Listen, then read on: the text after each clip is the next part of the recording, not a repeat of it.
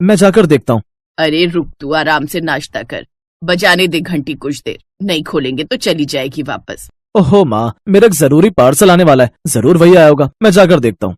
ये कहकर ऋषभ नाश्ते के बीच से उठा और घर का मेन गेट खोल दिया, पर सामने एक जाने पहचाने चेहरे को देखकर ऋषभ का मुंह उतर गया और बुझी आवाज में उसने अपनी माँ से कहा, माँ, सुनंदा ताई आई हैं।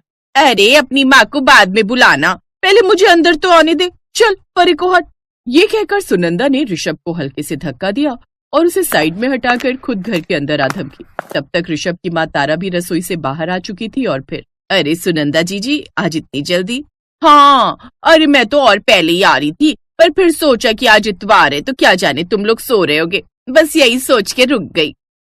बड़ी मेहरबानी। वैसे आज क्या खत्म हो गया? अब थोड़ी सी चीनी चाहिए थी, अब ये लो कटोरी भर दो। आज यही सोच के उठी थी कि सबके लिए बढ़िया खीर बनाऊंगी, पर डिब्बा खोलकर देखा तो मरी चीनी का एक दाना भी ना निकला। अब राकेश और निधि भी कल देर से घर लौटे थे तो उन्हें जगाना ठीक ना लगा मुझे। लाओ। अब हाँ, वैसे खुशबू तो बड़ी बढ़िया आ रही है। आज क्या बना लिया नाश्ते में? कुछ खास नहीं, मेथी आलू की सब्जी और पराठे हैं। अरे अरे अरे, मेथी आलू की भुजिया तो मुझे बड़ी पसंद है। बस जरा सी लहसुन और अदरक का तड़का लगाओ सूखी लाल मिर्च के साथ। अब वैसी बनाई है ना? खाओगी क्या? अरे नहीं नहीं, पर अब इतनी जिद कर रही हो तो दे दो थोड़ी सी। अब ऐसा करो, अपनी ही एक छोटी सी कटोरी में दे दो, कल आऊंगी तो वापस लेते आऊंगी। सुनंदा तारा की पड़ोसन थी और हमेशा ऐसा ही करती थी। हर सुबह उसका पहला काम होता था तारा के घर जाकर खाना मांगना, कभी कच्चा सामान तो कभी पका पकाया खाना। सुनंदा किसी न किसी बहाने से तारा से वो सब मांग ही लेती थी और उसकी इस आदत से तारा के साथ साथ अब उसका बेटा ऋषभ भी चिढ़ने लगा था। माँ, आप ना बहुत भोली हो, तभी तो वो औरत आपको हर रोज बेवकूफ बनाकर सब मांग ले जाती है। अरे एक बार सीधे शब्दों में मना कर दोगी तो फिर कभी उसकी हिम्मत नहीं होगी। अगर आपसे नहीं होता तो मुझे बोलो, मैं कल ही इस औरत के दिमाग ठिकाने पर लगाता हूँ। नहीं बेटा, पुराने पड़ोसी हैं, और सच कहूँ तो पहले सुनंदा जी ऐसी थी भी नहीं। तेरे बाबूजी बड़ा मानते थे उनके परिवार को, पर जब से महेश भैया गुजरे तब से थोड़ी बावली सी हो गई हैं। अब हो सकता है कुछ दिक्कत भी हो घर में। क्या दिक्कत होगी माँ? पति नहीं रहे तो क्या हुआ? उनका बेटा तो बढ़िया कमाता है, उल्टा उनकी तो बहू भी कमाती है। देखे नहीं उनके ठाठ? अभी पिछले महीने ही तो नई गाड़ी खरीदी है। और फिर सुनंदा ताई ने कभी खुद से कुछ कहा क्या आपको? नहीं, कोई परेशानी हो ऐसा तो कभी नहीं जताया, उल्टा हमेशा अपने बेटे बहू की तारीफ ही करती रहती हैं। तू छोड़ ना ये सब और ये बता कि तू ऑफिस से छुट्टी कब ले रहा है? मिताली का फोन आया था मुझे, बोल रही थी शॉपिंग पर साथ चलने को। ओहो माँ, मेरे पास बिल्कुल टाइम नहीं है। आप और मिताली देख लो ना सब कुछ प्लीज। ये लो, ये रहा मेरा क्रेडिट कार्ड, जो लेना है और जितने का भी लेना है आप दोनों ही देख लो। दरअसल यहाँ मिताली नाम की जिस लड़की के बारे में बात हो रही थी वो तारा की होने वाली बहू थी। ऋषभ और मिताली कॉलेज से एक दूसरे को पसंद करते थे और अब बहुत जल्द दोनों की शादी होने वाली थी। ऋषभ वेल सेटल्ड था तो मिताली भी बहुत समझदार और सुलझी हुई लड़की थी। तारा भी इस रिश्ते से बहुत खुश थी। और फिर एक दिन, कैसी हो तारा? हो गई बहू के स्वागत की तैयारियां? हाँ जी, बस अब सब सही से हो जाए। वैसे तो ज्यादातर काम खुद मिताली ने ही संभाल रखे हैं, मेरे ऋषभ को तो अपने ऑफिस से ही फुर्सत नहीं। चलो बढ़िया है। अब वैसे मैं ये कह रही थी कि वो थोड़ा सा गुड़ होगा क्या तुम्हारे पास? हाँ है तो सही, पर थोड़ा पुराना हो गया है। अरे अरे रे रे, फिर तो तुम्हारे काम का ही नहीं रहा होगा। ऐसा करो फिर जितना है मुझे ही दे दो। हैं? पर आप क्या करोगी उससे? सुनंदा वैसे थी तो तारा की पड़ोसन, लेकिन तारा ने उसे हमेशा अपनी बड़ी बहन की तरह समझा था। लेकिन जिस तरह हर रोज खाना मांगने को लेकर सुनंदा की हिम्मत बढ़ती जा रही थी, उससे खुद तारा भी परेशान हो गई थी और अब तो उसके घर की सत्ता भी बदलने वाली थी। ऋषभ की शादी के बाद उसकी रसोई अब उसकी बहू मिताली के हाथों में थी। और आज क्या पकवा रही हो बहू से तारा? कढ़ी चावल बनाए ताई जी, आपके लिए लेकर आऊं? हाँ जरूर लेकर आओ, कढ़ी तो मुझे वैसे भी बहुत पसंद है। मिताली ने फौरन एक प्लेट में कढ़ी चावल लगाकर सुनंदा को दिए, जिन्हें सुनंदा ने कुछ ही मिनटों में खत्म कर दिया और फिर बड़े प्यार से बोली, वाह भाई वाह, मजा आ गया, बहुत ही बढ़िया कढ़ी बनाई बहू, जुग जुग जियो। अब ऐसा करो, इस कटोरी में थोड़ी सी कढ़ी मुझे दे भी दो। जी बस अभी लाई।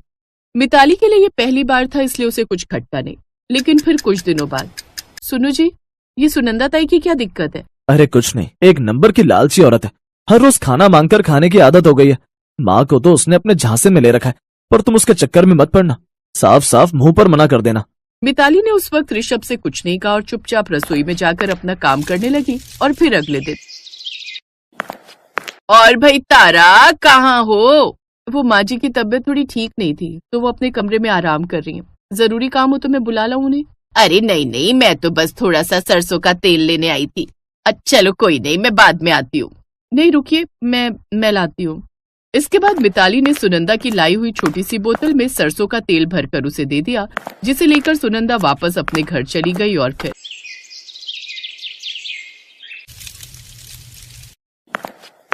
ये देखो, ये बुढ़िया फिर कहीं से कुछ मांग कर ले आई। ओ गॉड, इसने तो नाक कटा रखी है हमारी। मांगू नहीं तो और क्या करूं? तुम लोग तो मुझे कुछ देते नहीं, ना खाना और ना ही राशन। हाँ तो जीवन भर का ठेका ले रखा है क्या तुम्हारा? अरे रहने की जगह दे रखी है, वो कम है क्या? भूलो मत, तुम्हारे पति ने जीवन भर जो कमाया वो अपनी बीमारी पर खर्च करवा कर चले गए। अब यहाँ जो कुछ भी है वो मेरा और मेरे पति का है। और मैं कुछ नहीं लगती तुम्हारी राकेश। बोल बेटा। अब मैं क्या कहूँ माँ, मेरा कहना तुम सुनती कहो। कब से कह रहा हूँ छोड़ आता हूँ तुम्हें किसी अच्छे वृद्धाश्रम में, वहाँ तुम भी खुश और यहाँ हम भी खुश। लेकिन तुम्हें तो मेरी बात समझ में नहीं आती है ना। हाँ बेटा, तू सही कह रहा है। शायद मेरे ही समझने में गलती हो गई। मोहल्ले में तुम लोगों की इज्जत बनी रहे इसके लिए कभी किसी से कुछ नहीं कहा, लेकिन अब लगता है कि तू ही सही है। अब जब बहू ने ही कह दिया है कि ये घर मेरा नहीं तो फिर आप हमारे साथ रहेंगी जीजी, हमारे घर में, जो आज से आपका भी है। तारा तुम? हाँ जीजी, बहुत अच्छा हुआ जो मिताली के कहने पर मैं उसके साथ तुम्हारे पीछे पीछे चली आई। क्यों जीजी, क्यों कभी कुछ नहीं बताया? क्या बताती तारा कि मेरे खुद के बेटे को मेरी परवाह नहीं। मेरी बहू मुझे एक वक्त का खाना तक नहीं पूछती, आस पड़ोस से मांग मांग कर गुजारा चला रही हो। ये कैसे बताती तुम्हें और किस मुंह से बताती? कसूर तो आखिर मेरी परवरिश का ही है ना। नहीं ताई जी, कसूर आपका नहीं, बल्कि जिसका है वक्त उसे उसकी सजा जरूर देगा। अभी आप हमारे साथ चलिए, आज से आप हमारे साथ रहेंगी। मैं आपको खाना खिलाऊंगी अपने हाथों से बनाकर। नहीं बेटा, मैं ऐसा नहीं कर सकती। मैं तुम लोगों पर कैसे बोझ बन जाऊं? और ऋषभ, वो क्या कहेगा? उन्हें मैं समझा लूंगी ताई जी, आप बिल्कुल चिंता मत कीजिए। बस अपनी बहू पर भरोसा रखिए और चलिए मेरे साथ। ये कहकर मिताली ने सुनंदा को गले से लगा लिया और सुनंदा में अब उसे ना कहने की हिम्मत नहीं। उसने एक बार भी पलटकर अपने बेटे बहू की तरफ नहीं देखा और मिताली और तारा के साथ चल दी, अपनी बची हुई जिंदगी को अपने आत्मसम्मान के साथ जीने के लिए।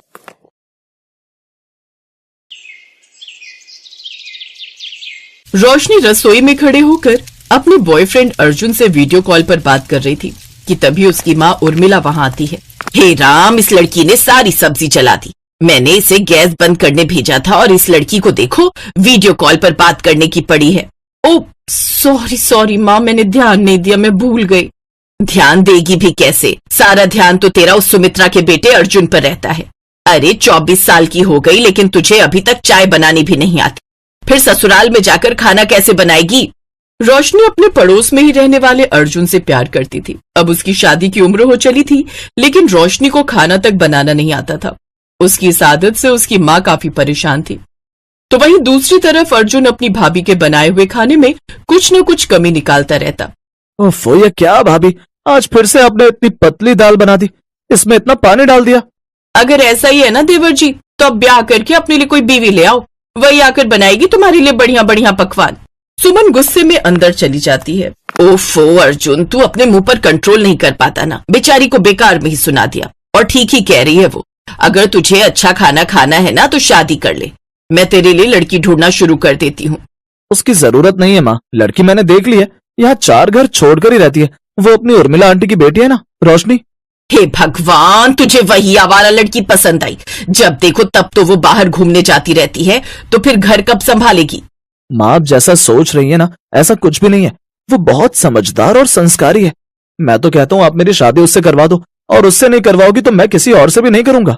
फिर क्या था, सुमित्रा देवी को अपनी बेटी की जिद के आगे झुकना ही पड़ता है और वो रोशनी से उसकी शादी करवा देती है और ब्याह कर रोशनी अपने ससुराल आ जाती है।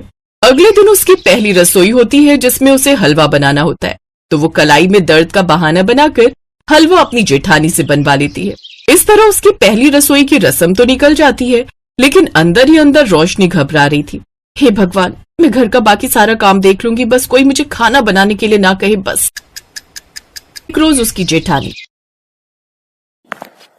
रोशनी चलो जाओ रसोई में जाकर सबके लिए खाना बनाओ, कुछ ही देर में सब खाने के लिए आते ही होंगे। अच्छा तब तक मैं दूसरे काम निपटा लेती हूँ, किसी चीज की जरूरत होगी तो मुझे बताना। हाँ चलो इसी बहाने मुझे भी आज रसोई से छुट्टी मिल जाएगी। ये कहकर रोशनी की जेठानी सुमन वहां से चली जाती है। रोशनी रसोई में जाती है तो उसे कुछ भी समझ नहीं आ रहा होता। फिर वो घबरा कर अपनी माँ को फोन लगाती है। माँ मुझे खाना बनाने के लिए बोला गया है, लेकिन तुम तो जानती हो ना मुझे खाना बनाना नहीं आता। तभी तुझे कहती थी सीख ले, लेकिन तू मेरी सुनती कहाँ थी। माँ मुझे डर लग रहा है और तुम होगी मुझे अभी भी ताने देने में लगी हो। अच्छा चल अब अपने मगरमच्छ के आंसू बहाना बंद कर, मैं ही कुछ देर में खाना बनाकर तेरे घर के पीछे आती हूँ, तू रसोई की खिड़की से खाना पकड़ लेना। कुछ देर बाद उर्मिला खाना बनाकर ले जाती है और रसोई की खिड़की से रोशनी को पकड़ा देती है। Oh thank you so much माँ, तुसी ग्रेट हो, I love you I love you I love you. अच्छा चल अपना ध्यान रखना, मैं चलती हूँ। कुछ देर बाद रोशनी सबको खाना बनाकर परोसती है तो इतना टेस्टी खाना खाकर उसकी सास उसकी खूब तारीफ करती है। बिल्कुल ठीक कहता था तू अर्जुन, रोशनी बहू तो बहुत अच्छा खाना बना लेती है, नहीं तो बड़ी बहू से तो आज तक इतना अच्छा खाना नहीं बना। बड़े ही अजीब है मेरे ससुराल वाले, जिस थाली में खाते उसी में छेद करते हैं। आज तक इतने सालों से मैं इन्हें बनाकर खिला रही हूँ तो मेरी तारीफ तो एक बार भी नहीं की। ठीक है माँ, अगर ऐसी बात है तो आज से सुबह शाम की रसोई रोशनी संभाल लेगी और खाना वही बना देगी और घर के बाकी काम सुमन देख लेगी। हाँ बिल्कुल सही कहा तूने, वैसे भी अब घर में दो दो बहुएं हो गई हैं तो वो अच्छे से सब संभाल लेंगी। छोटी बहू तू कल से रसोई संभालेगी और बड़ी बहू तू घर के बाकी सब काम करेगी। अपनी सास का ये फरमान सुनकर तो रोशनी हैरान ही रह जाती है। फिर रात को वो अपने कमरे में बैठकर सारी सच्चाई अपने पति को बता देती है। यही सच है अर्जुन, वो सब खाना तो माँ ने बनाकर भेजा था, सच तो यह मुझे खाना बनाना बिल्कुल भी नहीं आता। अब माँ जी ने रसोई की जिम्मेदारी मुझे सौंप दी, लेकिन मेरी तो ये भी समझ में नहीं आ रहा कि मैं खाना बनाऊंगी कैसे। ओह गॉड रोशनी, ये तुमने क्या किया? अगर तुम्हें खाना बनाना नहीं आता था तो सीधे सीधे कह देती, लेकिन अब इस तरह तो तुमने मेरी बेइज्जती करवा दी। मैंने तो घर में सबसे तुम्हारी इतनी तारीफ कर दी थी, लेकिन अब मैं क्या ही करूं? हाँ आइडिया, मैं माँ को सब सच बता देता हूँ, वो अपने आप तुम्हें खाना बनाना सिखा देंगी। नहीं नहीं नहीं नहीं नहीं, मैं नहीं चाहती कि ऐसा करके आप सारा भांडा फोड़ दो। आप टेंशन मत लो, जब तक मैं खाना बनाना नहीं सीख जाती ना तब तक मैं माँ से खाना मंगवा लिया करूंगी। अब तो ये रोज का ही हो गया, वो रोजाना ही अपने पति को कहकर चुपके से अपनी माँ के घर से खाना मंगवा लेती और सबको बिना कुछ बताए वो खाना परोसती। इस तरह सभी उसके खाने की खूब तारीफ करते। अब तो रोशनी को पका पकाए खाना मिल जाता तो वो सीखने की भी मेहनत नहीं करती। ऊपर से पड़ोस में मायका होने के कारण वो जब मर्जी उठकर वहां चली जाती। ऐसे ही सब चल रहा था। एक रोज घर पर कुछ मेहमान आ जाते हैं तो उसकी जेठानी उससे कहती है, रोशनी मैं जल्दी से बाजार जाकर सब्जी ले आती हूँ, तब तक तुम खाना बना लो। जी ठीक है भाभी। सुमन सब्जियां लेने बाजार चली जाती है। उधर रोशनी लगातार अपनी माँ को फोन करे जा रही थी, लेकिन तबीयत खराब होने के कारण वो सोई हुई होती है और रोशनी का फोन नहीं देख पाती। कुछ देर बाद सुमन बाजार से लौट आती है। क्या बात है रोशनी, तुमने अभी तक खाना नहीं बनाया? रोशनी काफी घबरा जाती है और लड़खड़ाती हुई आवाज में कहती है, वो घर में कुछ सब्जी नहीं थी सिवाय इस करेले के। अब मेहमानों को करेले थोड़ी न खिलाएंगे, इसीलिए मैं आपके आने का मेरा मतलब इस सब्जियों का इंतजार कर रही थी। आप जाइए, मैं खाना बना लूंगी। लेकिन सुमन को उस पर शक होता है और वो वहीं दरवाजे के बाहर खड़े होकर सब देख रही होती है। वो देखती है कि रोशनी लगातार फोन पर फोन मिलाई जा रही थी। कुछ देर बाद उसकी माँ उठा लेती है। अरे यार माँ कहाँ चली गई थी, पता है तब से कितने फोन कर रही थी। अच्छा अब जल्दी से ना कुछ अच्छा खाना बनाकर पकड़ा दो, वो क्या है ना आज घर पर मेहमान आए हुए हैं। अच्छा ठीक है, मुझे थोड़ा टाइम दे, मैं बना कर ले आती हूँ। लेकिन सुमन उनकी ये सारी बातें सुन लेती है। कुछ देर बाद रोशनी की माँ रसोई की खिड़की से उसे खाना पकड़ा कर जाती है। ओह तो ये सारा माजरा है, देवरानी जी अपनी माँ के हाथों का स्वादिष्ट खाना हमें झूठ बोलकर खिलाती रही। अब इसका भांडा तो मुझे फोड़ना ही होगा। उस वक्त तो सुमन किसी से कुछ नहीं कहती, लेकिन अगले दिन वो जानबूझकर अपनी सास को रसोई में बुला कर लाती है। माँ जी आप ना बहुत ही अच्छे राजमा बनाते हो, आप हमें भी वो रेसिपी बता दो ना, आज रात के लिए हम राजमा चावल बनाकर तैयार करते हैं। अच्छा ठीक है, मैं बताती जाती हूँ, तुम बनाती जाओ। ओह नो, अब ये दोनों रसोई में ही खड़ी रहेंगी तो फिर मेरा क्या होगा? अरे छोटी बहू, किस सोच में पड़ गई? चल चावल पकाने रख दे एक तरफ। रोशनी घबरा जाती है और फिर वो कुकर की जगह कढ़ाई निकालती है और उसमें कच्चे चावल बिना पानी के ही पकने को रख देती है। अरे ये क्या बहू, अनाड़ियों की तरह क्यों खाना बना रही हो? फिर वो रोने लग जाती है और अपनी सास को सब सच बता देती है। माँ जी, मैं तो ये खाना अपने पड़ोस के मायके से अपनी माँ से मंगवाती थी। सच तो ये है कि मुझे बिल्कुल भी खाना बनाना नहीं आता। देखा माँ जी, आप जिसकी इतनी तारीफ करते थे उसे तो ठीक से गैस तक जलाना नहीं आता। इसने अपने पड़ोस के मायके का खूब फायदा उठाया है अपनी माँ से खाना मंगवाकर। और आप हो कि आप तो बस मुझे ही ताने देते रहते थे। अपनी जेठानी की बात सुनकर रोशनी रोने लगती है। तभी उसकी सास अपनी बड़ी बहू से कहती है, तू चुप कर, जब तेरी शादी हुई थी तो तुझे कौन सा खाना बनाना आता था? तूने भी तो बाद में अपने मायके जा जाकर ही धीरे धीरे सीखा था। और रोशनी बहू, इसमें रोने वाली कौन सी बात है? आज से मैं तुम दोनों को खाना बनाना सिखाऊंगी। अब सुमित्रा अपनी दोनों बहुओं को खाना बनाना सिखाती है। कुछ ही दिनों में दोनों बहुत अच्छा खाना बनाना सीख जाती है।